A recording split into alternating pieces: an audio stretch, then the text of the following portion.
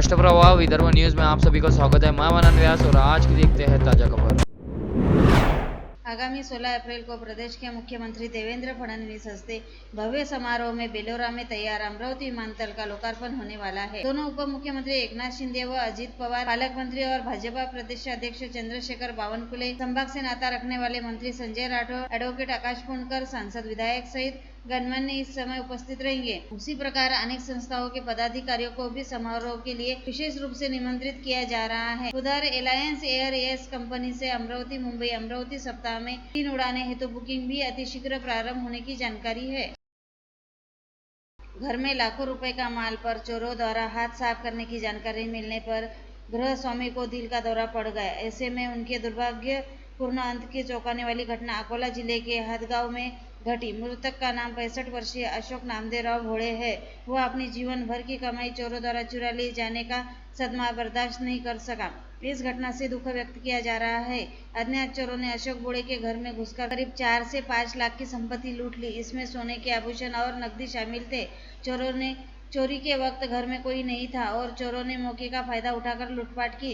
कुछ देर बाद जब भोळे परिवार को घर में चोरी की जानकारी मिली, घर पहुंचने से पहले ही उन्हें अचानक चक्कर आ गया और वह जमीन पर गिर पड़े। ग्रामीण उसे तुरंत अस्पताल ले गए, लेकिन डॉक्टरों ने जांच के बाद उसे मृत घोषित कर दिया।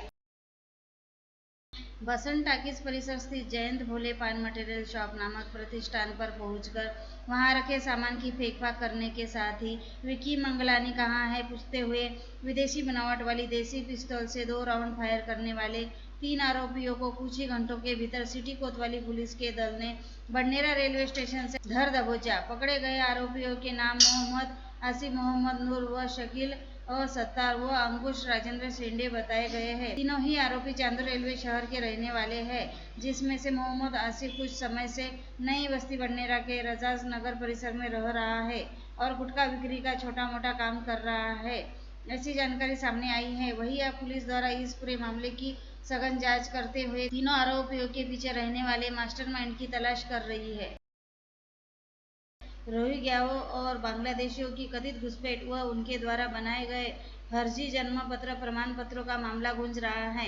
इसी बीच अब अमरावती मनपा ने नायब तहसीलदार की अनुशंसा पर जारी करीब 1700 जन्म व मृत्यु प्रमाण पत्रों को रद्द करने का निर्णय लिया है, जिसके चलते अब सभी संबंधित नागरिकों से संपर्क साधकर तथा उनके रिहायशी पत्ते पर पत्र भेजकर प्रमाण पत्रों को रद्द किए जाने की सूचना मनपा प्रशासन को करनी होगी। इन 1700 प्रमाण पत्रों में सभी जाति व धर्म के नागरिकों का समावेश है। वहीं जिले भर में ऐसे करीब 3500 जन्म व मृत्यु प्रमाण पत्र रद्द किए गए हैं, जिन्हें नायब तहसीलदारों के जरिए जारी किया गया था। संपूर्ण राज्य में केवल अमरावती महापालिका द्वारा किराए पर दी गई संपत्ति के भाड़े पर 56% टैक्स वसूली की जाती है। इसी सुपर टैक्स की संज्ञा देते हुए शहर की विधायक सुलभा खोड़के ने कानून के जानकारों से सलाह मशवरा कर इससे राहत देने के निर्देश आयुक्त व प्रशासन सचिन कलंत्रे को दिए। उल्लेखनीय यह है कि विधायक खोड़के शुक्रवार को महापालिका में जन समस्या और विकास कार्यों का अवलोकन करने के लिए पहुंची थी। विधायक खोड़के ने आयुक्त कलंत्री को निर्देश दिए कि 56% की भारी टैक्स वसूली के स्थान पर लोगों को रियायत देने वाली सिस्टम अपनाई जाए। इसके लिए मनपा को कर सलाहकारों व कानून के जानकारों से सलाह मसलन करना चाहिए। उन्होंने नासिक और सोलापुर के उदाहरण दिए, जहां तुलना में किराए की संपत्तियों पर मनपा की टैक्स प्रणाली लगभग 10% होती है। उन्होंने पूरे वर्ष के किराए की गणना कर रेटेबल वैल्यू के अनुसार संपत्ति कर की वसूली का विचार करने को कहा।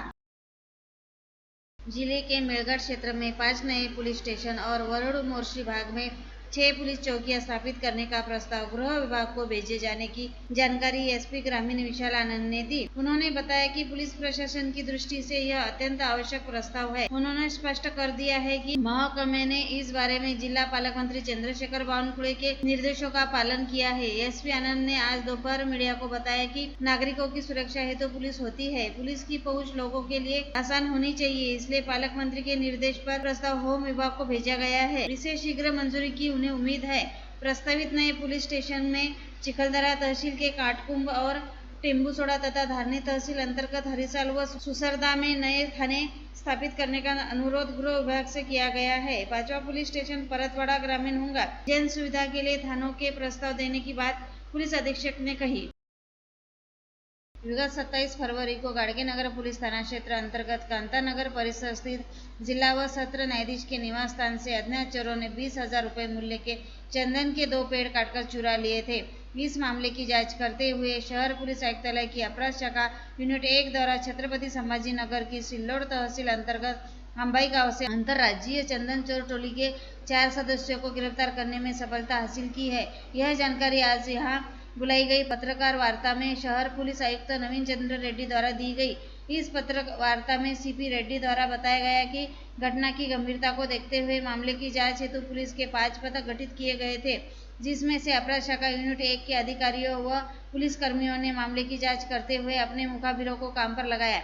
इसी दौरान पुलिस को यह जानकारी मिली कि इस वारदात में शामिल रहने वाला जंजला गांव का निवासी इस्राइल खान इस्माइल खान गोलवाल अंबाई गांव के बाजार में आ रहा है, जिसके चलते 4 अप्रैल को अपराध शाखा यूनिट 1 के अधिकारियों और कर्मचारियों ने सुबह से ही अंबाई के बाजार में वेशांतर करते हुए अपना जाल बिछाया और इस्राइल खान के अंबाई बाजार में आते ही उसे धर दबोचा। उससे कड़ाई के साथ पूछताछ की गई और उसके द्वारा दी गई जानकारी के आधार पर शहीद खान, अली खान व असलम खान, उमर खान पठान तथा जाकिर खान शेर खान को भी गिरफ्तार किया। वही एक अन्य आरोपी अभी फरार है।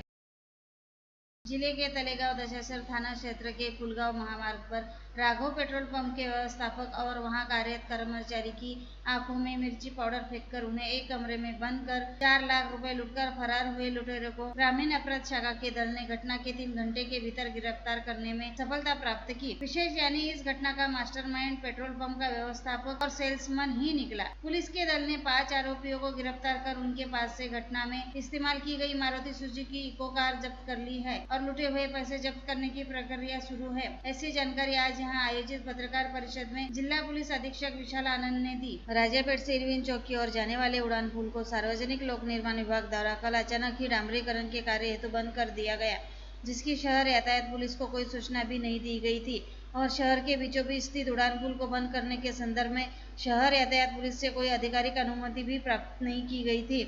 उड़ानपुर पर कल पूरा दिन डामरीकरण का काम चल रहा था, जिसके चलते राजापेट से राजकमल, श्याम चौक, जयस्तंभ चौक व मालवीय चौक होते हुए इरविन अस्पताल की ओर आने व जाने वाले रास्ते पर अच्छे खासे ट्रैफिक जाम वाली स्थिति बनी हुई थी। साथ ही राजकमल चौक में यातायात को नियंत्रित करने हेतु केवल एक होमगार्ड की तैनाती करते हुए संबंधित महकमों द्वारा अपने कर्तव्यों की इतिश्री कर ली गई थी। ऐसे में उड़ान पुल के नीचे होकर गुजरने वाले दोनों ओर के रास्ते पर वाहनों की अच्छी खासी भीड़भाड़ हो गई थी और अनेकों वाहन लंबे समय तक ट्रैफिक जाम में फंसे रहे। इस समय दुपहिया वाहन चालक तो जैसे तैसे जगह बनाते हुए आगे निकल रहे थे। वही रात करीब 8:30 बजे के आसपास उड़ान पुल को आवाजाही के लिए खोला गया, तब कहीं जाकर ट्रैफिक जाम वाली स्थिति सुधरी। और लेटेस्ट न्यूज देखने के लिए राष्ट्रप्रवाह चैनल को लाइक और सब्सक्राइब कीजिए।